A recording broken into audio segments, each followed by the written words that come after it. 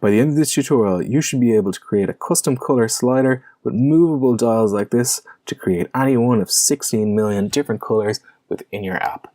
Let's get started.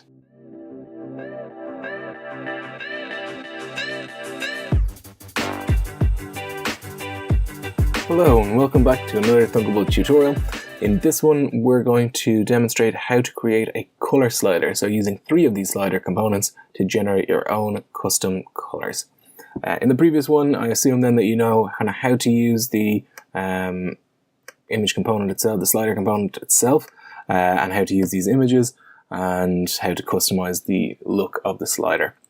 So before we get started, what I want to do is recommend that if you haven't done so already, that everybody checks out the Thunkable Community. This tutorial is based on an article I wrote back in December 2016, and it demonstrates how to, like this, use sliders to make your own colors, and it also adds in an extra little level here of transparencies as well. So we won't cover this in this particular video, but if you're interested, there is an APK you can try out, there's an AIA that you can try out, and as I mentioned, or as you've seen in the thumbnail hopefully, the AIA file for this app is available in the description below, so click on the description to download the AIA file for this app. Okay, so let's get started. At the moment we have our volume slider from the previous app. I'm actually going to just delete everything, I think. When you delete all your components, you get a little warning message as well telling you that you have no blocks in your app, like this. And what we'll do then is we'll change maybe the background color of this screen, I think. Okay, so let's drag and drop in our 3 sliders. And because we've got slider 1, slider 2, and slider 3, it might be a good idea then to, well, we want to change all the widths and so forth. Let's change the width to, we'll go with 96%. I like that one, I thought that was good. 96% here for this one. And 96% for this one here as well. So we're going to go red at the first value, green for the second value, and blue. So let's change the colors here. Let's change that one to blue. Let's change that one to green. And the first one then can be red, like this. Let's test it out. I think they're a little bit too close together. Yeah, it's going to be very difficult, I think, to kind of grab the exact one you want. It's not too bad, but we'll go back in, we'll maybe add in some labels then for a little bit of spacing. So you might have seen in previous tutorials what I've suggested doing is putting in some labels, deleting the text, and setting the height to be 5 pixels or 10 pixels. Just a small value, just to give you a little bit more breathing space in between. So we'll go for 8 pixels for that one, and we'll give this one a height of 8 pixels as well, and get rid of the text in label 2. You'll see now that this should be much easier to use. So we've got much more space in between, very easy to grab the one you want and slide it around like so. Okay, pretty happy with that in terms of our design. Now, let's figure out, so if you were to read the article in the Thunkable Community, it describes how colors are created. So we need to use the make a color block, and we need to specify values for red, green, and blue. And the values that we want should be somewhere between 0, which means no color, and 255, which means that that channel or that color is turned up to the maximum. So back to our designer actually, and let's change the range of these sliders.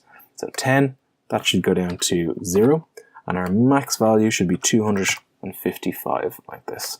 We do the exact same thing then for slider 2, 0 and 255, and 0 and 255. These are 8-bit values if you feel like looking that up and figuring out a little bit more about binary for yourself.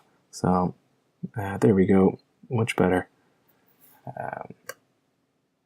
Okay, so let's have a look at the coding then. What we want to do is every time the slider position changes, we're going to update every time the slider position changes, we're going to update the title bar color, I think, of, maybe will we do the background color? If we do the background color, it might become difficult to see the actual sliders themselves. So let's go with the title bar color, And what we're going to do is make a color like this. And this is our red slider position. So we'll just join them all together, I think is the easiest way to do it. Like this for green and for blue. And the first one we want then is slider 1 for the amount of red. Like this. Okay, so now we're using 5 blocks here to create a color and write that color, display that color in the title.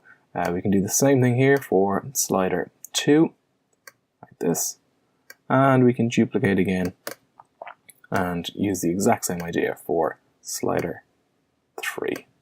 Okay, so we've got a lot of repetition in our blocks. We'll come back to that in a second and maybe try and make it a little bit neater. But for the moment, let's see how we get on here. So this is very nice. As we move down the red, it becomes kind of a mixture of green and blue. If we move back up the red, we get this kind of maybe peachy color. We move it down here, it goes through the pinks and into the purples. So we get a mixture of red and blue like that. And then we can slide that all the way down. We get all blue. We can mix green and blue together. We get this nice cyan color. And what about red and green? You can see the colors mixed together really, really nicely like that. And we don't really need to see the text at the top of the screen, but we could maybe adjust that as well. Okay, so that's it in terms of functionality. One thing then that we maybe want to do is to make our blocks a little bit neater. So we're using a lot of repetition here. We use the exact same 5 blocks every time here. And what we could do is create a thing called a procedure like this. So here's a procedure that gives us a result. And let's call our procedure make color like so. And maybe calling it make color isn't as good a name as make a custom color. Make custom color. Maybe that's a better name for this procedure. And so rather than having 15 blocks here, so 5 here, 5 for slider 2, and 5 blocks over here for slider 3, what we can do then is we can use that make custom color procedure like this. Anytime you create a procedure, they'll be added in here to your list of procedures. So we could just use make custom color like so. Drag and drop in. Control-C, Control-V to copy and paste, or Command-C and Command-V to copy and paste. When we go back to our slider, this doesn't affect the performance of the app in any way. All it does then is makes your blocks, if you use fewer blocks, it's easier to code and hopefully a little bit easier for you to maintain and update then in the future. So I hope you liked this video. If you did, click on the like, click on the thumbs up button. If you want to see more videos, more of these longer tutorial videos, then don't forget to click on subscribe. And if you've got any questions, leave them in the comments section below. I'll do my best to get around to them. Thanks for watching. See you in the next video. Keep on thunking.